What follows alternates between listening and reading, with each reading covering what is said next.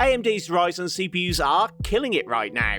The AM5 socket is home to the most powerful gaming CPUs and the most efficient all-round CPUs on the market, and the growing segment of handheld gaming PCs are thriving on Ryzen APUs. The picture hasn't always been so pleasant for AMD, however. A decade ago they were struggling to compete in both the GPU and CPU markets, and even their road to turning things around wasn't without its bumps. The AM4 socket is home to the first 5 generations of Ryzen, and I've revisited all of them in games from 2016 to 2024 to see how far they've come in 8 years.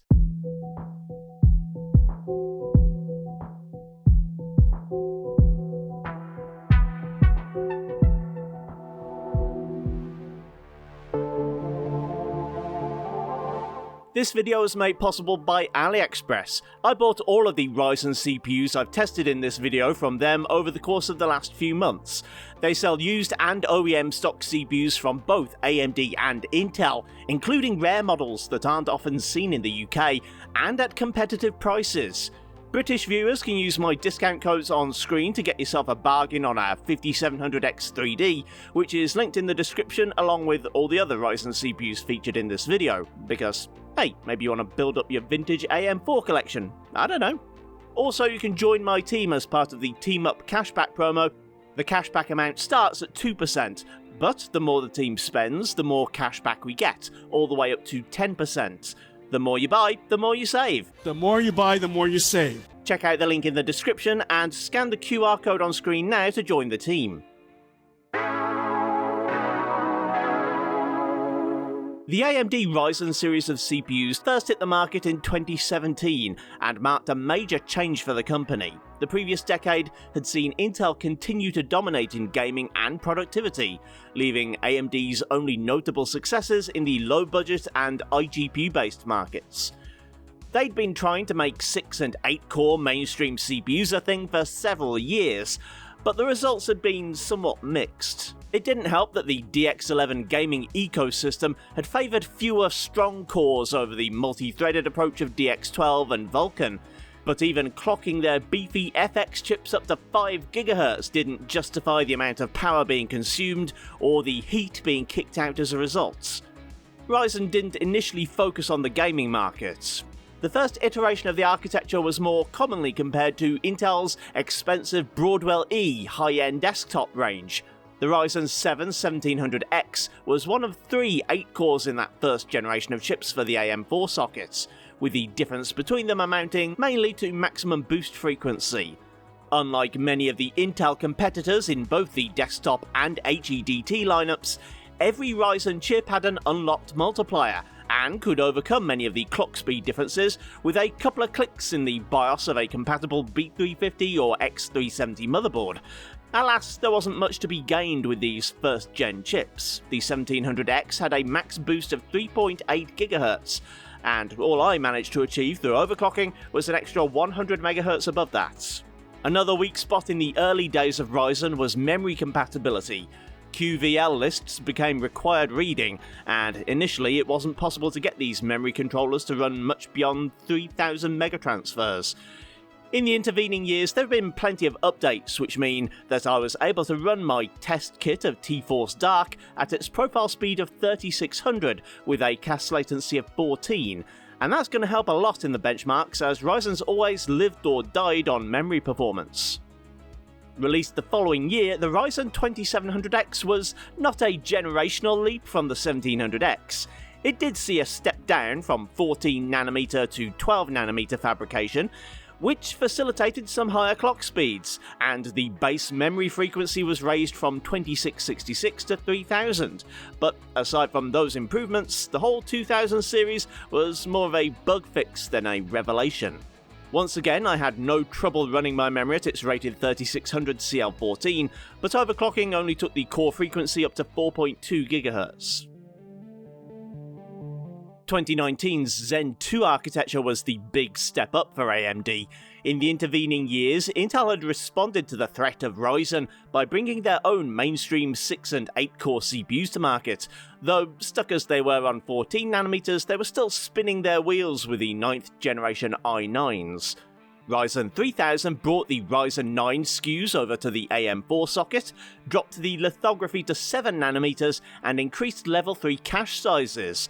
All of these architectural improvements combined to give single-core performance that compared directly with Intel for the first time, and even brought a thread advantage, with the top SKUs now offering 16 cores and 32 threads. This Ryzen 7 3700X doesn't have a major spec bump over the previous models, but the cache and arch improvements should see significant boosts in gaming performance. This generation saw the release of Precision Boost Overdrive on AM4, an automatic overclocking feature known for achieving better performance than manual OCs, so rather than trying to overclock it manually, I've simply used PBO. There was a small segue away from the normal scheme of things in 2020, as was the style at the time. The Ryzen 4000 series marked a step backwards in terms of specs and performance. The original 4000s were APUs featuring AMD's characteristically strong integrated graphics, at a compromise of reduced L3 cache and PCI Express connectivity. Several non-G models with the integrated graphics removed were launched to clear some inventory, but on the whole the series wasn't for those of us who focus on performance. The interesting thing about the 4700G, and the main reason I own one, is that it shares a lot in common with the CPU from the 9th generation consoles. The last series to launch on AM4 in 2020 was Ryzen 5000, built on Zen 3 architecture. If Zen 2 was AMD achieving parity with Intel, Zen 3 was their supremacy. Despite sticking to the same process node, the refinements to the architecture actually saw the most significant uplift in single-core performance to Ryzen so far, meaning chips like the 5800X and even the 6-core Ryzen 5 5600X were beating i9s in some benchmarks. The 5700X itself was a later, budget-focused release towards the end of AM4's life cycle, coming less than half a year before the new AM5 socket and the Ryzen 7000 CPUs that accompanied it. Finally, AMD released one last type of chip for the AM4 socket in 2022, not long after the 5700X was announced. This new type of CPU used vertically stacked cache chips to increase the amount of level 3 by 3 times, from 32MB on a standard 8-core Ryzen to 96MB. While this came at a significant cost to maximum clock speeds, the Ryzen 7 5800X3D would, for a short while, become the most performant gaming CPU in the world, long after the 5800X3D established the viability of the tech, and even after the release of the next-gen 7000 series version, AMD seemingly had enough spare chips to launch the 5700X3D. This early 2024 CPU is one of the last to come out on AM4, and given the prices being asked for its higher clocked sibling these days, it remains one of the best buys in all of PC gaming. Alas, unlike previous lower-end chips, there's no recouping the difference via overclocking, or even PBO. I've applied a small undervolt to hopefully sustain boost frequencies for longer and help keep temps manageable, but there's no clock boosts to be had beyond the default 4.1 GHz. My test system specs consist of a Gigabyte B450 ITX motherboard, which is the only one I had to hand that still supports 1st and 2nd gen Ryzens, as well as a Radeon RX 7900 XT, which is the most powerful GPU I own. Sadly, I have to give Asus their RTX 5080 back. I'm using a different methodology to my previous CPU benchmarks this time around. I'm using built-in benchmarks where available, simply due to the number of CPUs I'm comparing, and I maxed out quality settings in-game, as this can sometimes affect stuff like crowd density, which can have an impact on the CPU as well as the GPU. This of course runs the risk of making the system GPU limited, so I've also applied an eye-watering amount of FSR to compensate. Starting with a game that's actually older than Ryzen itself. Civilization 6 has two built-in benchmarks: the GPU test, which I seldom use in this game as it hardly seems relevant, and the AI turntime benchmark. This time I've included both. The 2017 era Ryzen 1700X would have supported graphics cards all the way up to 118 FPS, with the subsequent two generations having only modest improvements. As expected, the 4700G represents a backward step all the way to 2nd gen level performance, while the 5000s represent a massive increase for that high refresh Civ experience. The turn time AI test always seemed a bit silly to me too, as we're splitting hairs over fractions of a second, but I suppose this all adds up. Somewhat surprisingly, the X3D chip actually loses to the regular 5700X here. In the category of more demanding games, you can usually count on open world titles to give your CPU a workout, and Assassin's Creed Origins is noteworthy for being a game that gave even the top-end i7 of 2017 a hard time. While none of the Ryzen 7s tested actually struggles with the Origins benchmark, we can see some clear jumps in performance. From 2nd to 3rd gen in particular is a major improvement, almost 10 FPS or about 15% in just one iteration. The 4th gen chip actually beats the 2nd this time, although it's a token achievement, and the 5th gen are in a league of their own. In fact, even at 720p, the Radeon 7900 XT has a small bottlenecking effect on the CPU at a couple of moments in the benchmark run, so it could potentially run even a tiny bit faster. Cyberpunk 2077 takes the normally heavy workload of an open-world game, with tons of NPCs to account for, and throws in ray tracing to the mix, which, as well as being demanding on GPUs, also has its own impact on the CPU. Without RT enabled, the scaling is similar to Assassin's Creed among the older Ryzens, with things jumping up sharply for the 5700X. The X3D is even slightly bottlenecked by the graphics card at FSR performance, and dropping to ultra performance doesn't completely clear it, so there's potential for maybe exceeding 200 FPS here. I don't have a GPU that could run RT overdrive at the kind of FPS I'd need to show CPU performance, if such a thing even exists, so I've run the RT tests at ultra. This shows similar scaling across all 3.5 generations of Zen AM4 architecture, with some of the older models failing slightly in terms of 1% lows. Once again, the X3D is showing slight signs of a GPU limitation at 1080p ultra performance, and even at 720p there's potentially room for improvement. Hitman 3, now rebranded World of Assassination, is another tough one for CPUs, mainly due to the complexity of NPC behaviour and the physics system running in the background. The benchmark run starts off quite smoothly, with some really quite impressive frames per second. That is, until stuff starts exploding. Certain scenes, especially the outdoor window-shattering scene, absolutely hammer the CPU, hence why every single chip shows such a huge disparity in averages and 1% lows. Throwing ray tracing into the mix has a further impact on the CPU, and interestingly, while the 5700X3D looks again like it's GPU limited, dropping to 720p barely improves matters. Marvel's latest Spider-Man game on PC is getting a bit of a thrashing for the quality of the port. I haven't bought it myself yet, so I can't comment on that, but the original Spider-Man Remastered is perhaps not quite as smooth and, quote, well optimised as you might think. Sure, without ray tracing, it's possible for even the oldest Ryzen 7 to web-sling along Broadway at close to 100 FPS on average, but the 1% lows still betray a slightly less pleasant experience. Even with the mighty X3D installed, the ratio of averages to lows is about 2:1. Turning on maximum ray tracing actually brings the first experience in this video that some might call unplayable. The GPU isn't at fault, the 5700X and X3D can obtain 60 plus averages, but the rest of the Ryzen lineup falls short, with 1% lows down in the 30s. The Last of Us Part 1 represents a different kind of benchmark for this test. As a third-person linear narrative single-player title, without ray tracing, there isn't really any specific thing you can point to as being particularly CPU-heavy. And yet, here we are.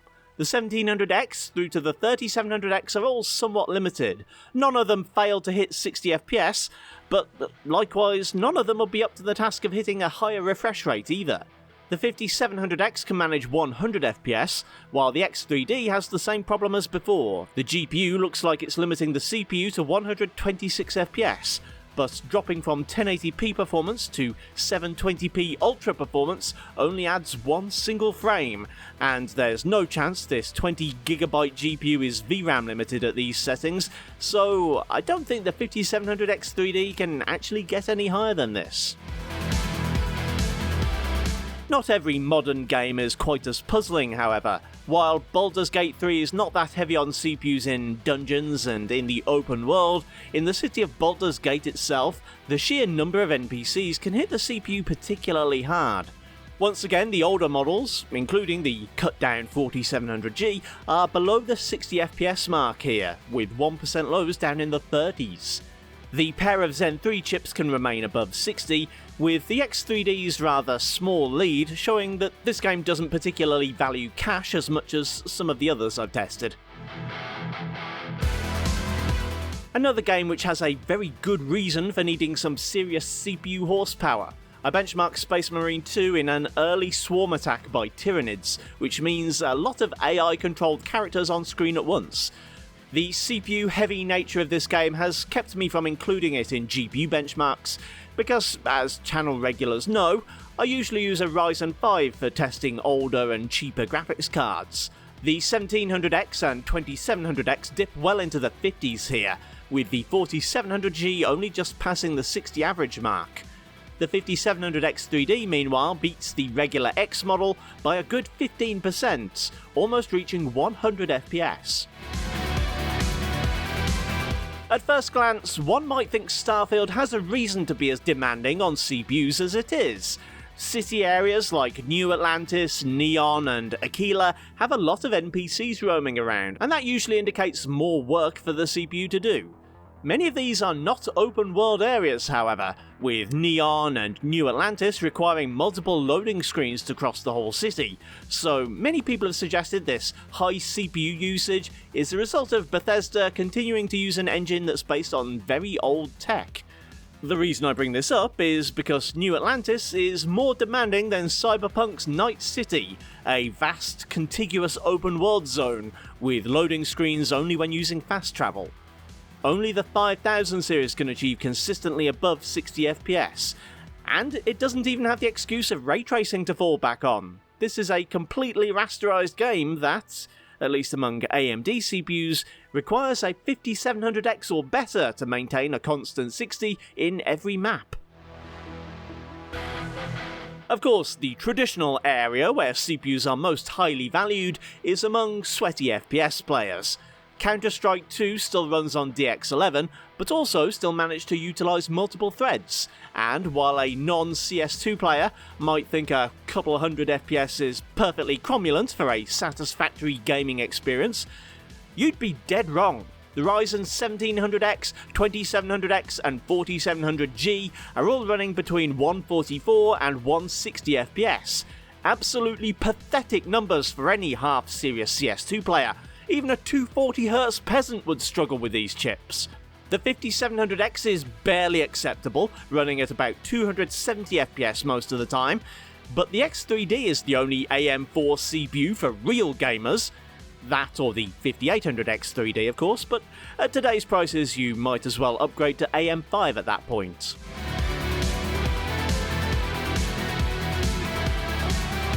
Finally, Dragon Age Veilguard is another game that starts to really get CPU demanding when you turn on ray tracing.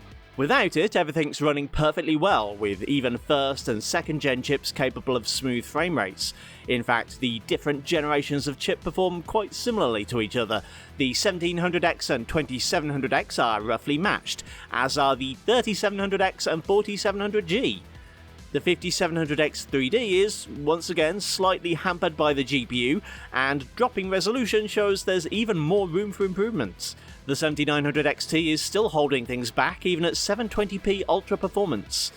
Ray tracing gives pretty much the same picture as rasterized, just with much smaller numbers, with only the latest generation chips really up to the challenge of a smooth 60 plus experience 100% of the time. Overall, the total uplift moving from the 1700X to the 5700X is about 44%, as we can see in the Cinebench 24 results. Each generation sees a fairly incremental uplift, 10% here, another 10% there, but Zen 3 is a huge jump all by itself, gaining 20% over Zen 2. Cinebench doesn't care for 3D V-cache it seems, and the overclocked 5700X beats it soundly, so for productivity perhaps the difference between CPUs released 7 years apart isn't all that impressive. Moving to the gaming averages, however, and we can see just how big of a deal 3D V-cache is. It has the same impact on average FPS as the generational jump from Zen 2 to Zen 3, all by itself.